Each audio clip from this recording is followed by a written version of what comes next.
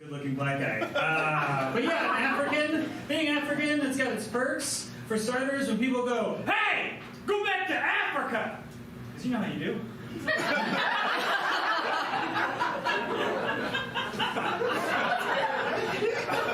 It bothered me that you nodded. It bothered me that you're like, yeah. Because on the one hand, I can take that however I want. Because on the one hand, that's very racist. But on the other hand, I should probably visit my grandfather. That's a solid point, racist pedestrian. Hadn't thought of that. My grandfather is a wild cat. He'll often call him like, "Why aren't you visiting?" And I'll tell him, "Well, people aren't reminding me, so it's not happening as much." My grandfather's a wild cat. He doesn't speak any English, and I don't speak any Tigrinya, which is what we speak over there. But luckily, because I experienced a language credit, and he experienced colonialism, we both speak Italian. Fuck you guys, it's a great colonialism bit. I looked at the lineup, you're not gonna get a better colonialism joke than that, right?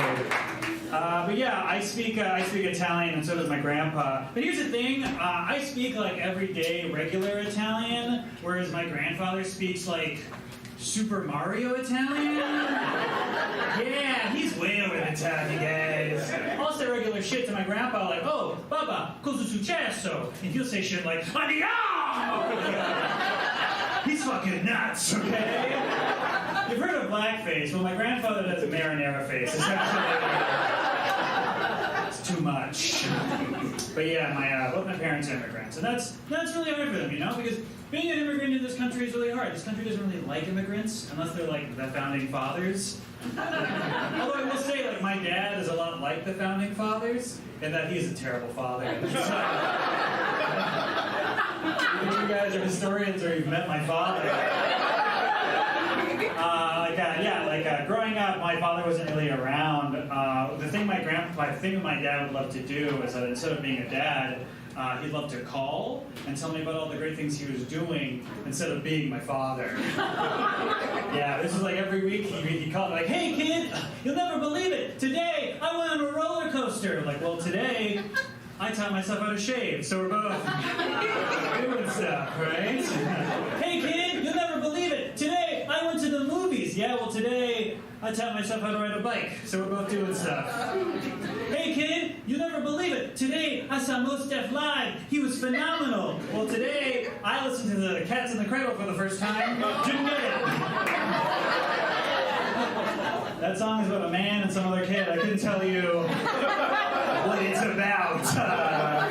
But yeah, I was raised just by my mom. My mom had 2 jobs and 2 kids all by herself my entire life. Round of applause for my mom, you guys, okay?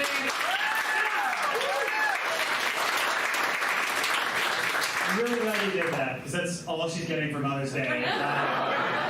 I'm kidding. I mean her birthday. But yeah, my mom is incredible. My mom is like the main reason I'm like such a good person. It's like 80% my mom, 20% I was brainwashed by the church. That's how that ratio goes. Okay, I'm very religious. I don't know if you can tell. Me and Jesus, we got a lot in common. We're just 2 black guys with weird dads. Sometimes I'll tell a joke and white people will be like, "Really? How do you know Jesus was black?" I'm like, "Really?" He had a sexy beard and he died on trumped-up charges. That's very black, okay? But yeah, I'm super religious. Every time I think about the crucifixion of Jesus, I feel real bad for Joseph. Joseph is essentially like the world's first side piece, if you really think about it.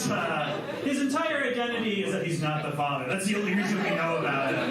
And I just feel bad for the guy. And you have to know, every time Jesus did something interesting, people were going up to Joseph and like talking to him about it, right? Like, "Hey, is it true? Your son turned water into wine?" Only for Joseph to be like, "That's actually my wife's kid, as a matter of fact." And then he pointed at Mary, and you're like, "You mean that 14-year-old girl?" Like, "Yeah, I couldn't lock that down." That's a real Bible fact for you guys. Mary was 14 years old. That's fucking gross. Why does God have the same taste in women as R. Kelly? That's nuts. Was he a crone over there? Really? You guys Christians are R. Kelly fans. I can't tell the difference. Although if you told me God and R. Kelly were the same person, I might believe you. Because on the 8th day, He made the remix to Ignition. That sounds bad, you guys. That's a great song. We're gonna get letters for that. So I'm sorry. All the old people are gonna be writing us letters. It's like, Dear Sisyphus, your black comedian was quite blasphemous on New Year's night, all right? By the way, he implied that I was old. Why would he think that? Ding, shh.